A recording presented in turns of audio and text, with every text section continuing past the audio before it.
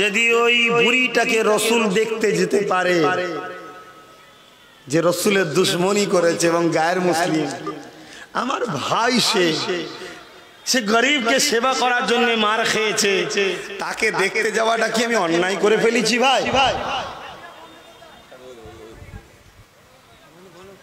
আল্লাহ রে, একটু সারা দেন। আমি অন্যায় করেছি দেখতে গিয়ে?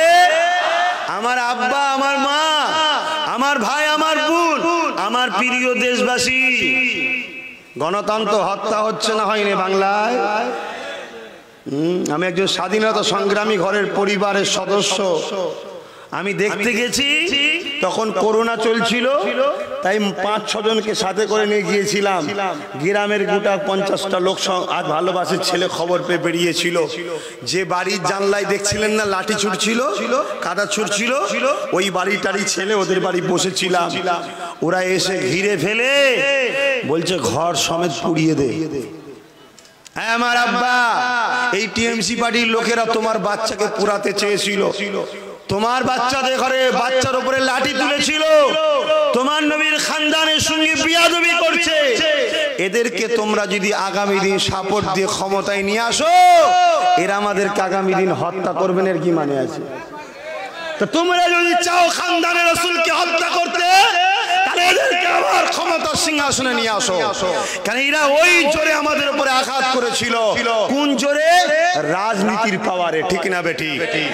তাহলে যে পাওয়ারে আমাদের উপর জুলুম করেছে, আমার বাপ মা আমার ভাইদেরকে শোনানো দরকার আছে না নাই?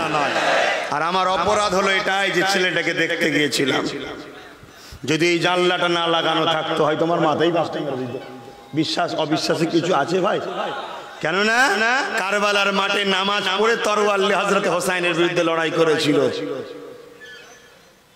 তাহলে আমাদের ক্ষতি হিন্দুরা করছে, আমাদের ক্ষতি দলিত আদিবাসী করছে, আমাদের ক্ষতি করছে মুসলিম সেজে ফাসেক ফাজেল বেহুদা মুনাফেক মুসলিম গুলো করছে, ঠিক না বেটি? অতএব আমাদের সর্বপ্রথম লড়াই হলো বিশ্বাসঘাতকের সঙ্গে, তারপরে লড়াই হবে প্রকাশ্য দুশমনের সঙ্গে। তাহলে আগে পরাজিত কাকে করতে হবে? বিশ্বাসঘাতকের সাথে। কথা বুঝে আসছে? এবারে যদি কারো মনে হয় যে হুজুর আপনি এই কথা বলছেন কেন, আমি আপনাকে বলিনি তো, আমি আমার মা, আমার বাপ, আমার ভাই, আমার বোনকে শোনাচ্ছি যে ভাই এই টিএমসি পার্টির লোকেরা, আমি গিয়েছিলাম, আমার সঙ্গে এরকম খারাপ ব্যবহার করেছে, শোনাবো না? এবার আমার মা যদি মনে করে যে আমার ছেলেকে টিএমসি পার্টি জবাই করছে, করুক গে যাক, আবার ওকে ভোট দেবো, দেবে আমার মা। কিয়ামত দিন বোঝাপড়া হবে। আল মারউ মা মান আহাব্বা, দুনিয়ায় যে যার সঙ্গে থাকবে আখিরাতে তার সঙ্গে থাকবে। যদি মনে হয় ওই জালিমদের সঙ্গে থেকে জান্নাতে যাওয়া যাবে, থাকো ওদের সঙ্গে। কিন্তু আমার তো একবার দায়িত্ব আছে মাকে শোনানো, আমার বাপকে তো শোনানো একবার দায়িত্ব আছে। যদি আমার বাপ মনে করে আমার ছেলেকে হত্যা করে, করুক গে যাক, মারে মারুক গে যাক, আমার 500 টাকা হলেই যথেষ্ট। তোমার আব্বা দেবে। আমার ভাই যদি মনে করে, আমার বোন যদি মনে করে যে আমার ভাই আমার কাছে আগে নয়, আমার কাছে জালিমের 500 টাকা আগে, চলো ওটা নিয়ে তাকে আনবো, দাও।